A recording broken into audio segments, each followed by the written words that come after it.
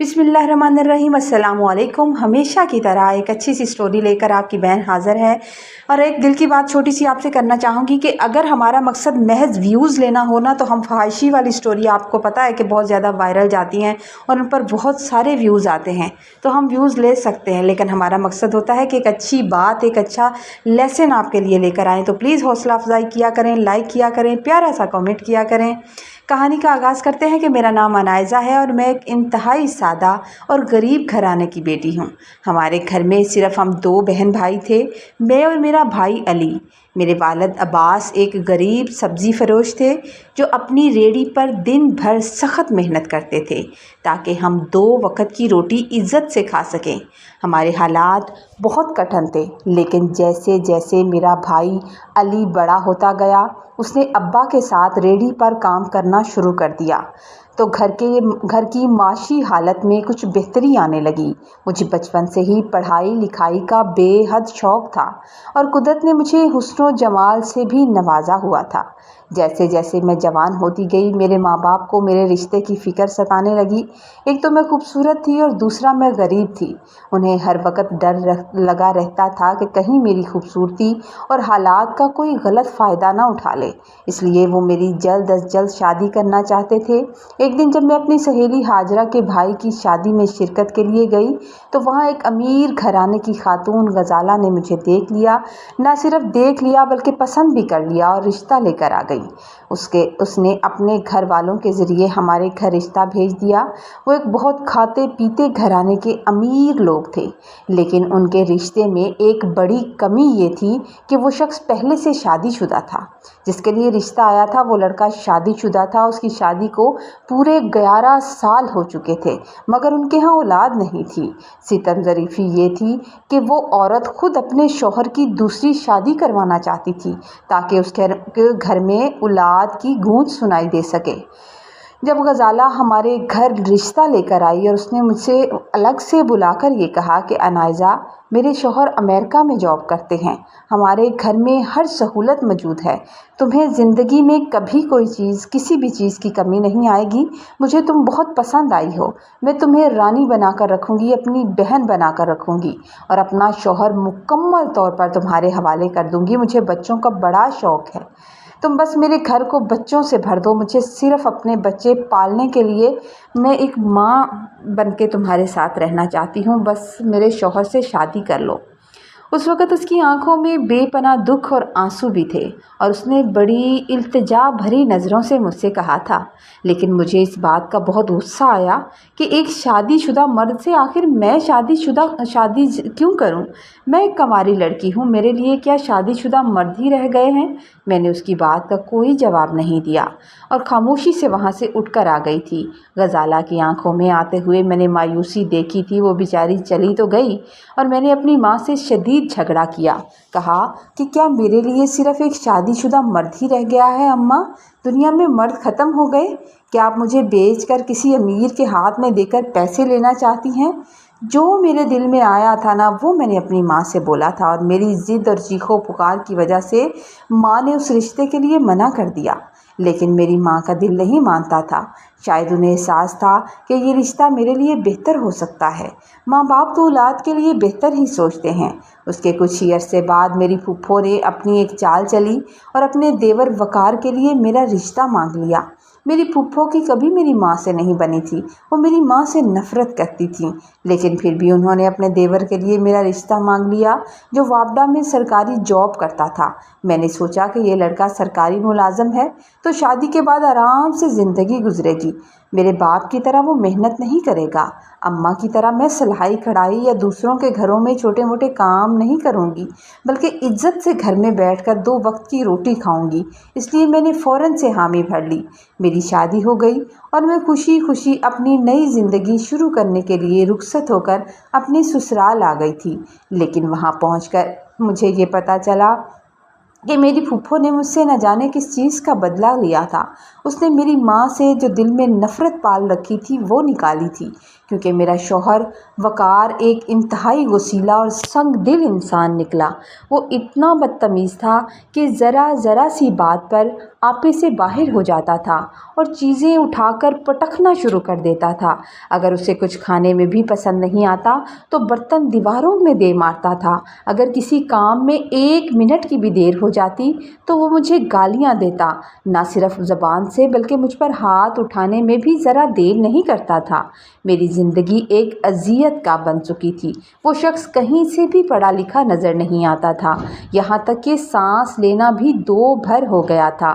میری ماں جب میرے پاس آتی اور میں ان کے گلے لگ کر روتی تو وہ کہتی کہ دیکھ لیا تم نے، میں نے تم سے کتنی بار کہا تھا کہ غزالہ کے شوہر سے شادی کر لو، وہ دیکھنے میں مجھے بڑی شریف لگتی ہے، لیکن تمہیں میری بات کا اثر نہیں ہوا۔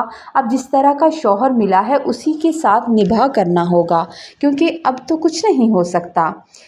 ان حالات میں ایک دن جب میرے بھائی علی کی شادی کا وقت آیا تو میرے ابا اور اماں مجھے اور میرے شوہر وقار کو دعوت دینے کے لیے ہمارے گھر آئے تھے، شادی پر بلانے کے لیے۔ جب ابا نے وقار کو بھائی کی شادی میں چلنے کا کہا تو میرے شوہر نے ایسے ہی بہانہ تلاش لیا۔ وہ تو آگ بگولا ہو کر بولا کہ جب سب کچھ آپ نے خود ہی طے کر لیا، رشتہ بھی طے کر لیا، ڈیٹ بھی طے کر لی، تو ہمیں بلانے کا کیا فائدہ؟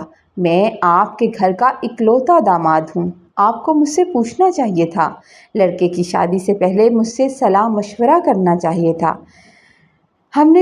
ابا کہنے لگے کہ ہم نے کوئی منگنی تو نہیں کی تھی، بس ایک بات کی تھی، اور وہ میری سالی کی بیٹی ہے، یعنی میرے بیٹے کی خالہ زاد ہے۔ آپ کو کسی اور سے رشتہ کرنا چاہیے تھا، اگر آپ کو بیٹی لے کر جانی ہے تو لے جائیں، میں نے ایسا رشتہ نہیں رکھنا۔ اس نے میرے ابا کے سامنے ایسی بدتمیزی کی جیسے وہ کوئی اجنبی ہو۔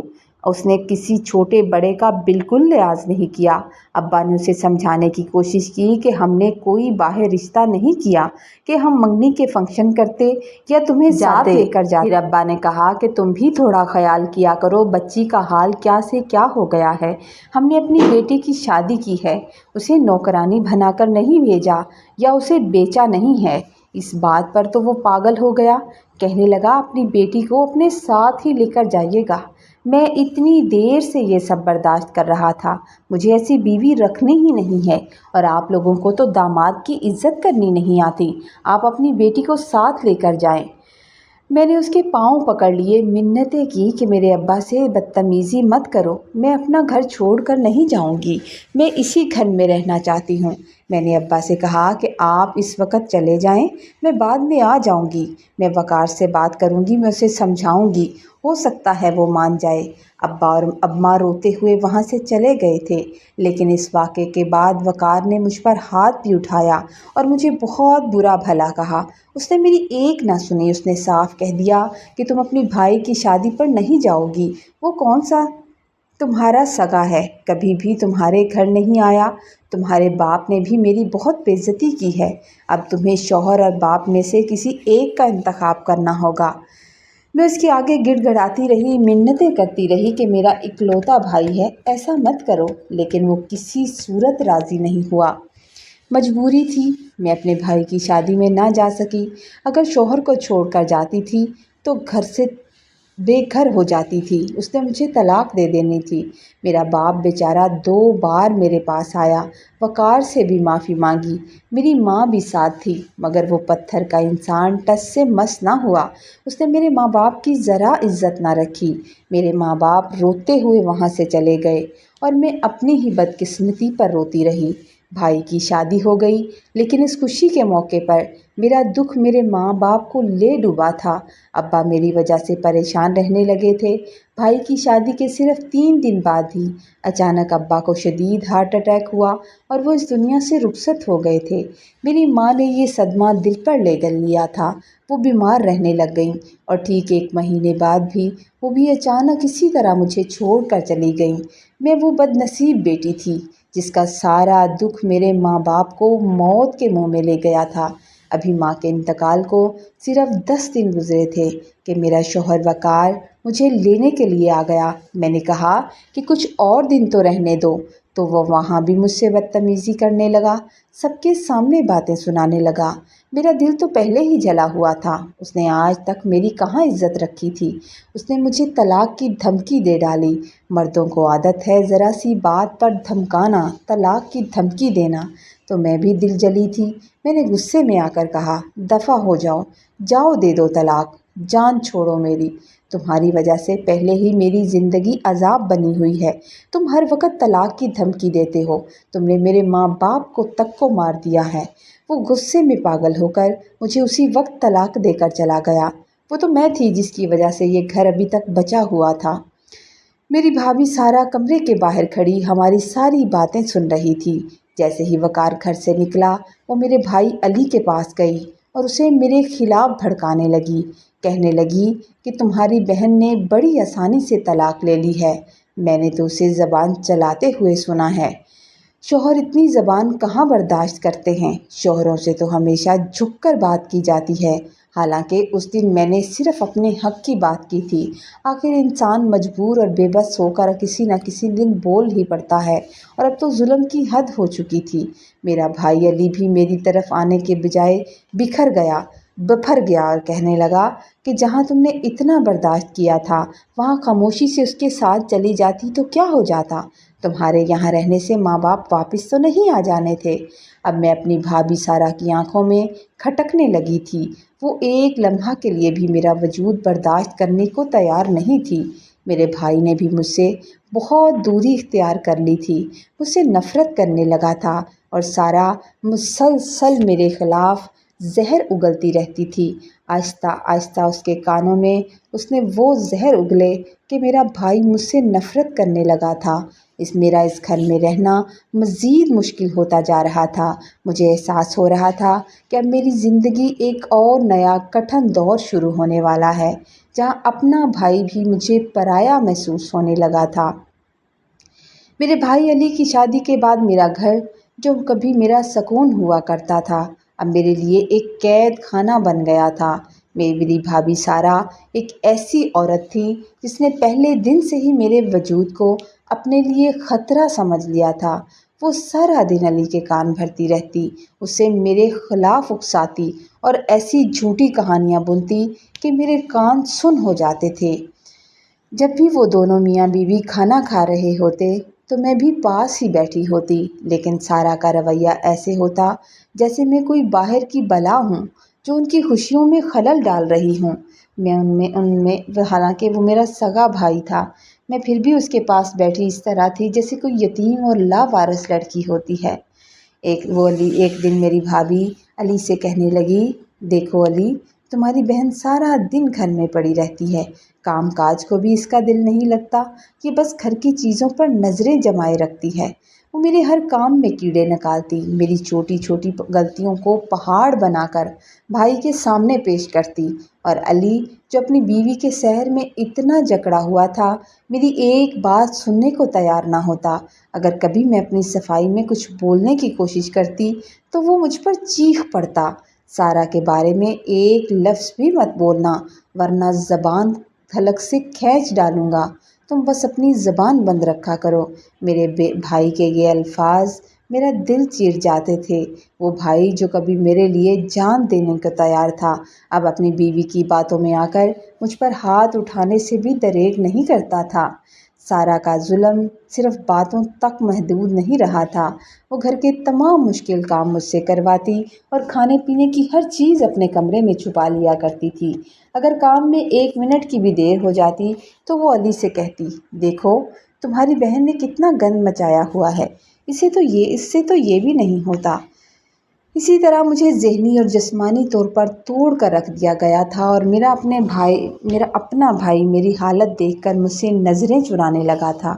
मैं दिन ब दिन कमज़ोर होती जा रही थी, और फिर आखिर एक दिन वो सया दिन आया जब अली ने मुझे घर से निकल जाने का हुक्म दे दिया। ज़रा सी बात पर उसकी बेगम को गुस्सा आ गया और वो लोग मुझे घर से निकालने पर तैयार हो गए। वो दिन मुझे आज भी याद है जब दोनों मियाँ बीवी एक साथ बैठे थे और अली ने हकारत भरी नज़रों से मुझे देखते हुए कहा था कि निकलो मेरे घर से, तुम्हारा वजूद अब मेरे लिए बोझ बन चुका है। मैंने रोते हुए कहा, کہ بھائی خدا کا خوف کرو، میں کہاں جاؤں گی؟ لیکن وہ پتھر دل انسان بولا کہ اگر تم اتنی ہی اچھی ہوتی تو پہلے اپنے گھر میں نباہ کر لیتی، تم سے تو اپنا گھر نہ بسایا جا سکا، تمہاری زبان درازی کی وجہ سے تو آج ہمارے ماں باپ ہمیں چھوڑ کر چلے گئے۔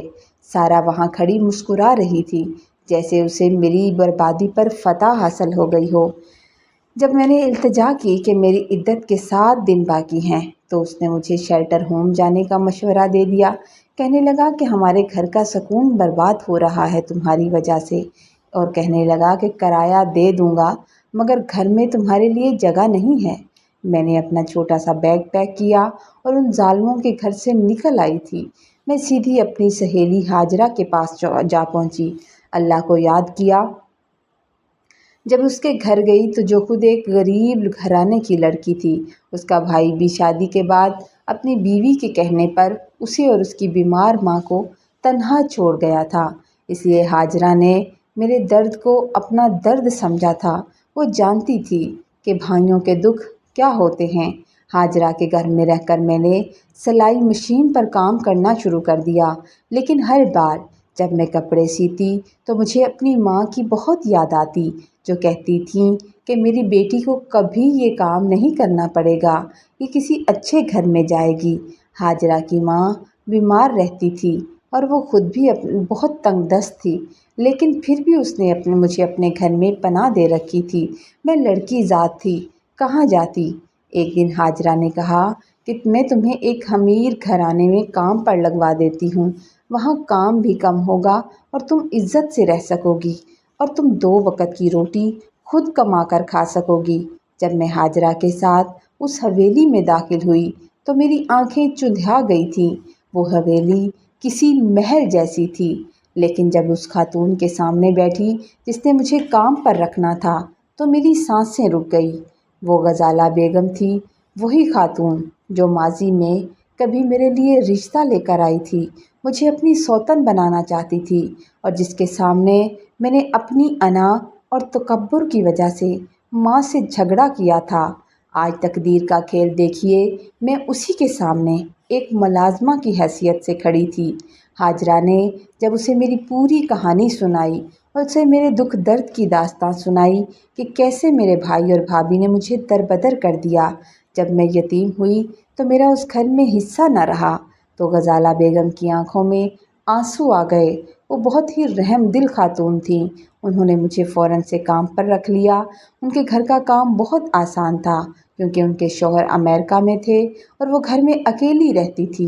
میں پورے دل سے گھر کی صفائی، کھانے کا انتظام کرتی تھی، اور جو معاوضہ ملتا میں اس میں سے کچھ حصہ ہاجرہ کو دے دیتی تھی تاکہ وہ اپنی ماں کا علاج کروا سکے، کیونکہ وہ اپنی ماں کی وجہ سے بہت پریشان رہتی تھی اور اس کی کمائی کا کافی حصہ اس کی ماں کی بیماری پر خرچ ہو جاتا تھا۔ اب غزالہ بیگم مجھے اپنی بیٹیوں کی طرح سمجھنے لگی تھی۔ ایک دن ہاجرہ نے سنجیدگی سے مجھ سے بات کی، کہنے لگی کہ تمہیں اب اپنی زندگی کے بارے میں سوچنا چاہیے، زندگی اس طرح نہیں گزرے گی۔ اس نے پھر سے غزالہ بیگم کے شوہر کا ذکر چھیڑا، کہنے لگی کیوں نہ میں ان سے تمہاری شادی کی بات کروں؟ غزالہ بھابھی نے ابھی تک بھائی کی شادی نہیں کی۔ تو میں نے اس کی بات سن کر اسے ڈانٹ دیا کہ دوبارہ ایسی بات مت کرنا، میں پہلے ہی شرمندہ ہوں، میں نے ان کا رشتہ ٹھکرایا تھا۔ لیکن ہاجرہ مجھے سمجھاتی رہی کہ میں نہیں چاہتی کہ تم ساری زندگی اکیلی رہو۔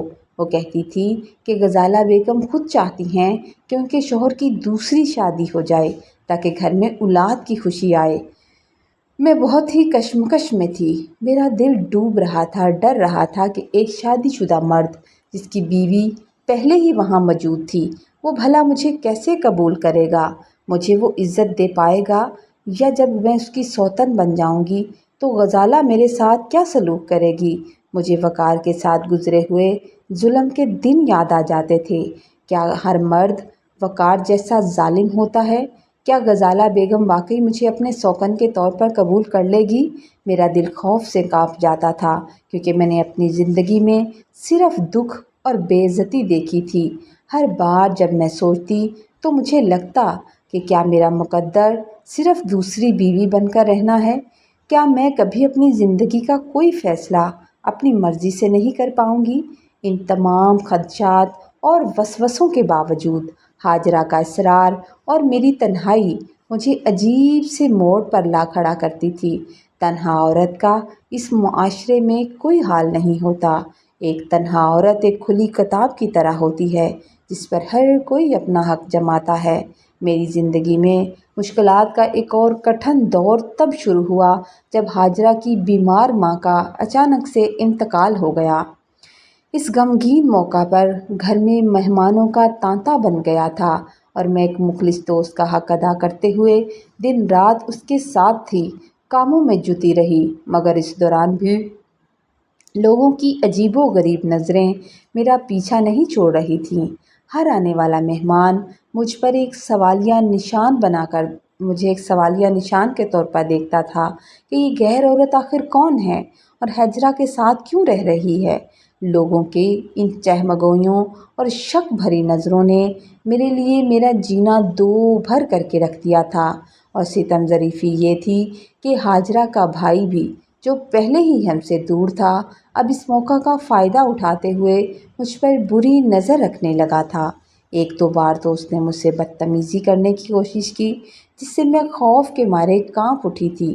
سچ کہتے ہیں کہ اس معاشرے میں ایک تنہا عورت کے لیے اپنا کردار سنبھال کر جینا کسی بڑی جنگ سے کم نہیں ہوتا، چاہے وہ عورت کتنی ہی پاکیزہ کیوں نہ ہو۔ لوگ انگلیاں اٹھانے میں ایک منٹ نہیں لگاتے۔ اس بات کی خبر جب میرے بھائی علی تک پہنچی کہ میں ہاجرہ کے گھر میں پناہ لیے ہوئے ہوں تو ایک دن اس کی غیرت نے جوش مارا۔ وہ مجھ سے ملنے کے لیے چلا آیا، لیکن اس کے آنے کا مقصد میری خیریت معلوم کرنا نہیں تھا بلکہ مجھے مزید ذلیل کرنا تھا۔ وہ آتے ہی مجھ پر برس پڑا، بدتمیزی کی انتہا کر دی اور ہاتھ اٹھانے تک بات جا پہنچی۔ چیخ کر بولنے لگا، کہنے لگا کہ تم نے میری عزت خاک میں ملا دی۔ سب لوگ باتیں کر رہے ہیں کہ تم ہاجرہ کے گھر پر رہتی ہو، تم کیوں میرا سر جھکانے پر تلی ہوئی ہو؟ جب میں نے کہا تھا کہ شیلٹر ہوم چلی جاؤ تو تم وہاں کیوں نہیں رہتی؟ تم جیسی عورتیں بس مفت کی روٹی توڑنا جانتی ہیں، تمہیں عزت کا کوئی پاس نہیں۔ میں حیران ہو کر اپنے بھائی کے چہرے کی طرف دیکھ رہی تھی کہ اگر اسے اپنی عزت کا اتنا ہی خیال تھا تو اس نے طلاق یافتہ بہن کو گھر سے کیوں نکالا تھا؟ وہ میرا سگا بھائی تھا، میرا اپنا خون تھا، مگر اس وقت کسی دشمن کی طرح مجھ پر زہر اگل رہا تھا۔ ادھر ہاجرہ کے ذاتی حالات نے بھی پلٹا کھایا۔ اس کی ماں کے انتقال کے بعد اس کی خالہ اسے اپنے ساتھ لے جانے پر بازد ہو گئی تھی کہ وہ لڑکی ذات ہے اور اکیلی یہاں نہیں رہ سکتی، اور ہاجرہ جو پہلے ہی اپنی ماں کے جانے کے غم میں نڈھال ہو گئی تھی بے حد مجبور ہو گئی۔ اس نے اپنا سامان پیک کیا اور روتے ہوئے مجھ سے کہا، انائزہ میری مجبوری کو سمجھو، مجھے خود غرض مت سمجھنا، اب میں یہاں اکیلی نہیں رہ سکتی۔ پہلے کی بات اور تھی، ماں جیسی بھی تھی ماں سر پر موجود تھی، اب میں تمہیں بھی یہاں نہیں رکھ سکتی۔ تم بہتر ہے کہ غزالہ بیگم سے بات کر لو، وہ یقیناً تمہیں اپنے گھر میں کوئی ٹھکانہ دے دیں گی، وہاں تم پر ہر طرح سے تم محفوظ رہو گی۔ ہاجرہ کی مجبوری اپنی جگہ سچی تھی، اسے بھی حالات کے آگے سر جھکانا پڑا تھا۔ وہ جب تک میرا ساتھ دے سکتی تھی اس نے میرا ساتھ دیا تھا۔ چنانچہ میں نے اپنا تھوڑا بہت سامان سمیٹا اور ڈگمگاتے ہوئے قدموں کے ساتھ اس گھر سے بھی نکل آئی تھی۔ اب میرے پاس کوئی ٹھکانہ نہیں تھا۔ میں سیدھی غزالہ بیگم کے پاس پہنچی۔ وہاں کام کے دوران میری آنکھوں سے مسلسل آنسو بہتے رہے تھے۔ آج ماں باپ بہت یاد آ رہے تھے۔ غزالہ بیگم نے میری اس پریشانی کو بھانپ لیا تھا۔ انہوں نے بڑی شفقت سے میرے سر پر ہاتھ رکھا اور پوچھا کہ کیا بات ہے، تم اتنی پریشان کیوں ہو؟ جب میں نے انہیں ہاجرہ کے گھر والے حالات اور اپنے بھائی کی بدتمیزی کے بارے میں سب کچھ بتایا تو وہ خاموشی سے سنتی رہیں، اور جب میں نے روتے ہوئے کہا کہ میں اب یہ کام چھوڑ دینا چاہتی ہوں، چھوڑ کر شیلٹر ہوم جانا چاہتی ہوں، تو انہوں نے مجھے تسلی دی اور کہنے لگی کہ تمہیں شیلٹر ہوم جانے کی کوئی ضرورت نہیں ہے، تم میرے ساتھ رہو، تم یہ گھر چھوڑ کر نہیں جا سکتی۔ انہوں نے بڑی بہنوں کی طرح میرے سر پر ہاتھ رکھا اور بڑی ہمدردی سے مجھے پھر سے اپنا وہی پرانا مشورہ دیا جو ماضی میں دیا تھا۔ انہوں نے کہا کہ میں آج بھی تمہارے لیے اپنے شوہر سے شادی کی خواہش مند ہوں۔ انہوں نے کہا، انائزہ، میں نے تمہیں اس وقت بھی ایک بہت اچھا مشورہ دیا تھا اور میں نے تمہیں کہا تھا کہ میں تمہیں اپنی بہن بنا کر رکھنا چاہتی ہوں۔ میں نے تم پر اعتبار کیا تھا، تم مجھے اچھی لگی تھی، اس لیے میں آج بھی وہی بات کہہ رہی ہوں۔ دیکھو، اب 1 مہینے بعد میرے شوہر یوسف امریکہ سے واپس آ رہے ہیں۔ اس اتنی بڑی حویلی کو کسی وارث کی ضرورت ہے اور میں ہر کسی پر اعتبار نہیں کر سکتی۔ تم میرے شوہر سے مل لینا، اگر تمہیں لگے کہ تم یہ رشتہ نبھا سکتی ہو تو ہم نکاح کر لیں گے، میں خود تمہارا نکاح کرواؤں گی۔ انہوں نے مجھے ان کے گھر میں ایک بہت اچھا اور الگ سے کمرہ بھی دے دیا اور میرے ساتھ بہت اچھا سلوک کرنے لگی تھیں، جیسے میں ان کی ملازمہ نہیں بلکہ کوئی عزیز رشتہ دار ہوں۔ اس دوران میں ان کے گھر میں پورے وقار اور عزت کے ساتھ رہنے لگی۔ اس طرح کرتے کرتے 1 مہینہ بڑی تیزی سے گزر گیا اور بالآخر یوسف امریکہ سے واپس پاکستان آ گئے تھے۔ جب میں نے پہلی بار انہیں دیکھا تو وہ ایک نہایت باوقار، سلجھے ہوئے اور خوش اخلاق انسان محسوس ہوئے۔ ان کی شخصیت میں ایک ٹھہراؤ تھا۔ وہ نہ تو بہت بڑی عمر کے لگتے تھے اور نہ ہی بد مزاج، وہ دیکھنے میں بالکل نارمل سے انسان لگے۔ ان کا انداز تکلم اور دوسروں کے ساتھ پیش آنے کا طریقہ بہت زیادہ مہذب تھا۔ مجھے وہ ہر لحاظ سے ایک موزوں جیون ساتھی محسوس ہوئے۔ اس رات میں کافی دیر تک سوچتی رہی اور پھر میں نے سوچ سمجھ کر فیصلہ کیا اور غزالہ بیگم کو ہاں کر دی۔ انہوں نے بہت ہی وقار اور محبت کے ساتھ ہمارا نکاح کرا دیا۔ وہ اس بات سے بہت خوش تھیں۔ نکاح کے بعد مجھے احساس ہوا کہ یوسف کتنے ہی نیک اور انصاف پسند انسان ہیں۔ انہوں نے مجھے ایک نئی زندگی دی تھی۔ انہوں نے غزالہ اور میرے درمیان کبھی کوئی فرق نہیں کیا تھا۔ اگر وہ بازار سے غزالہ کے لیے کوئی تحفہ، کوئی کپڑا یا کوئی اور چیز لے کر آتے تو بالکل ویسا میرے لیے بھی لے کر آتے تھے۔ گھر کے ہر فیصلے میں وہ ہم دونوں کی رائے کو یکساں اہمیت دیتے تھے۔ میں نے اپنے شوہر یوسف کو اپنی زندگی کے تمام تر نشیب و فراز، تمام حالات اور ماضی کے وہ تمام تلخ واقعات تفصیل سے سنا دیے تھے، جس میں میرے سگے بھائی علی کی بے رخی اور سارہ کے مظالم بھی شامل تھے۔ یوسف نے جب میری زبانی یہ سب سنا تو وہ بہت جذباتی ہو گئے اور مجھ سے وعدہ کیا کہ اب میری زندگی کا وہ مشکل دور گزر چکا ہے، اب وہ میرے ساتھ ہیں، اب وہ مجھے تمام عزت و تکریم دلائیں گے جس کی میں ہمیشہ سے حقدار تھی۔ مجھے احساس ہوا کہ میں نے یوسف تک آنے میں بڑی دیر کر دی تھی۔ شادی کے اگلے ہی دن یوسف نے مجھے ایک بہت بڑی اور قیمتی گاڑی بطور تحفہ دے دی تھی، اور سب سے بڑی بات یہ کہ انہوں نے میرے لیے امریکہ میں سے اپنی ملازمت بھی چھوڑ دی تھی۔ ان کا کہنا تھا کہ ساری زندگی وہ باہر کماتے رہے ہیں، اب وہ اپنی فیملی کے ساتھ رہنا چاہتے ہیں۔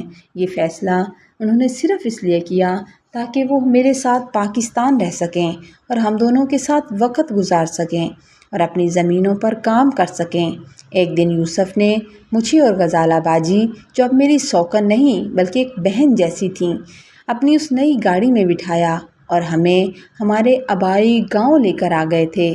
جب وہ بڑی گاڑی میرے ماں باپ کے پرانے گھر کے دروازے کے سامنے آ کر رکی تو گھر کے اندر سے میری بھابھی سارہ نے دروازے سے جھانک کر دیکھا تھا۔ جیسے ہی اس نے مجھے گاڑی سے اترتے دیکھا تو اس کی آنکھوں میں حیرت سے وہ پھٹی کی پھٹی رہ گئیں۔ اس کا تکبر پل بھر میں مٹی میں مل گیا کہ کیا یہ وہی لڑکی تھی جسے میں نے دھکے دے کر گھر سے نکالا تھا۔ میرا شوہر یوسف جب مجھے ساتھ لے کر اس گھر کے اندر داخل ہوئے تو میرا بھائی علی مجھے دیکھ کر اپنی جگہ سے کھڑا ہو گیا تھا उसे यकीन नहीं आ रहा था, मगर इस बार मेरे अंदर की अना ने मुझे ये इजाज़त ना दी कि मैं उससे मुस्कुरा कर मिलूं। ये वही सगा खून था जिसने मुझे मुश्किल वक्त में तन्हा किया था। मैंने उसे नज़रअंदाज किया और सीधा अपनी माँ के कमरे में चली गई, जहाँ से मैंने अपनी माँ की कुछ यादगार चीज़ें उठाईं जिन्हें मैं अपने साथ लेकर जाना चाहती थी। अली बस दूर खड़ा ये सब देखता रह गया। उसकी आंखों में शर्मिंदगी और हैरत थी, जिसने उसे हमारे करीब नहीं आने दिया। उसे यकीन नहीं आ रहा था कि जो बहन उसने कल गुर्बत के ताने देकर घर से निकाली थी, आज वही इतने अमीर और बावकार शख्स की बीवी बनकर उसके बिल्कुल सामने खड़ी थी। उसके बाद मैं अपनी नई ज़िंदगी में मगन हो गई और 1 साल के बाद अल्लाह ने मुझे 2 जुड़वां बेटों से नवाजा। मेरी झोली खुशियों से भर दी। मेरे मालिक ने सारी कमियां पूरी कर दी थीं। मेरी शौकन गजाला बाजी का किरदार यहाँ और भी निखर कर आया था। वो मुझसे ज़्यादा मेरे बच्चों का ख्याल रखने लगी थी। वो माँ की तरह मुझे हर बात का मशवरा देती थी, उनसे अपनी औलाद की तरह प्यार करती थी और यूसुफ भी उन बच्चों को देख कर जीते थे। मेरी अहमियत इस घर में और बढ़ गई थी और मैं अपनी इस पुरसकून ज़िंदगी में बेहद खुश थी। मगर इन सब के बावजूद कभी कभी दिल के किसी कोने में एक तकलीफ़ की लहर उठती थी कि मेरा भाई अब किस हाल में होगा। वो मेरा सगा खून था, मेरा भाई था। बहनों के लिए भाई बहुत ही प्यारे होते हैं, चाहे वो उनके साथ जो भी सलूक करें। दिल में ख़्याल आता था कि क्या अब भी उसी गुर्बत की चक्की में पिस रहा है या उसने हालात से समझौता कर लिया है। कई बार दिल करता था कि उसकी एक झलक देख लूं, और एक दिन मेरा ये सोचना हकीकत का रूप धार गया। एक दिन घर के गार्ड ने आकर इतला दी कि मेरा भाई अली मुझसे मिलने के लिए आया है। ये सुनकर मेरे दिल में एक अजीब सी कैफियत पैदा हुई। मैं जल्दी से बाहर की तरफ भागी थी। बाहर देखा तो वो सच में अली था, लेकिन उसकी हालत देखकर मेरा कलेजा मुंह को आ गया था। उसके कंधे झुके हुए थे, उसकी दाढ़ी सफ़ेद हो चुकी थी और वो अपनी उम्र से कहीं ज़्यादा बड़ा बूढ़ा लग रहा था। मुझे देखते ही खड़ा हो गया और ज़ारो कतार रोते हुए कहने लगा, बहुत मजबूर, बहुत बेबस होकर तुम्हारे पास आया हूँ। खुदा के लिए मुझे खाली हाथ मत लौटाना। मेरे पास और कोई रास्ता नहीं बचा। मेरी बीवी हॉस्पिटल में है, उसे ऑपरेशन के लिए पैसों की ज़रूरत है और मेरे पास पैसे नहीं हैं। तुम मुझे उधार दे दो, मैं बहुत जल्द तुम्हारा उधार लौटा दूंगा। उसकी आंखों में इतना दुख और शर्मिंदगी थी कि उसने नज़रें झुका रखी थीं। उसकी आंखों में लिखी हुई ज़िल्लत और बेबसी देखकर मेरा दिल पिघल कर रह गया था। मैं फ़ौरन अंदर गई और अपने शौहर यूसुफ से इजाज़त ली, क्योंकि वही मेरा सब कुछ थे, जिन्होंने मुझे मुश्किल वक्त में सहारा दिया था। यूसुफ ने बड़ी खुशदिली के साथ मुझे इजाज़त दी तो मैंने कुछ रकम लाकर अली के हाथ पर रखी और कहने लगी, ये ले जाओ, इसे वापस करने मत आना। मुझे वापसी की ज़रूरत नहीं है। बस हमेशा ये बात याद रखना कि जब कोई बहुत मजबूर होता है तो उसे घर से नहीं निकालते, उसके सर पर हाथ रखते हैं। बहनें भाइयों का मान होती हैं और भाई बहनों का मान होते हैं। उस कोई मजबूर बहन हो तो उसका साथ देते हैं। अल्लाह करे तुम्हारी आने वाली औलाद के नसीब अच्छे हों और वो तुम्हारा सहारा बने। तुम कभी मेरी तरह बेबस होकर अपने घर से मत निकलो। ये कहते हुए मेरे आंसू निकल आए और मैंने अपने दुपट्टे के कोने से उसे साफ़ किया था। अली ये सुनकर मेरे पाँव में गिर गया और धाड़े मार कर रोने लगा। कहने लगा, मुझे माफ़ कर दो। मैं अपनी बीवी की बातों में आकर अपनी ही सगी बहन को पराया समझ बैठा था। ये मेरी सबसे बड़ी गलती थी। मैं एक बहन थी, मुझसे अपने भाई का ये दुख, उसका ये रोना गिड़गिड़ाना, माफ़ी मांगना नहीं देखा गया। मैंने उसे उठाया और गले से लगा लिया। अब हालात बदल चुके हैं। मैं अपने भाई से मिलती हूँ, वो मेरे बच्चों का मामू है। हम एक दूसरे के घर जाते हैं और अब एक ज़िंदगी पुरसकून और सिला रहमी वाले रिश्ते में ढल चुकी है। अल्लाह ने मेरी ज़िंदगी को दुखों से निकाल दिया है और खुशियों का गहवारा बना दिया है। کہانی اگر آپ کو اچھی لگے تو آپ نے لائک کرنا ہے، کمنٹ میں ضرور بتانا ہے۔ اور ایک آخری بات میں آپ سے کہنا چاہوں گی کہ ہم چیٹ جی پی ٹی یا جمنی وغیرہ سے کہانی لکھواتے ہیں تو وہ لفظوں کی مسٹیک کر دیتے ہیں، اسے ہماری غلطی مت بنایا کریں۔ ہم لوگ بے شک رپیٹ کرتے ہیں، ری رائٹ بھی کرتے ہیں، لیکن پھر بھی غلطی ہو جاتی ہے، معاف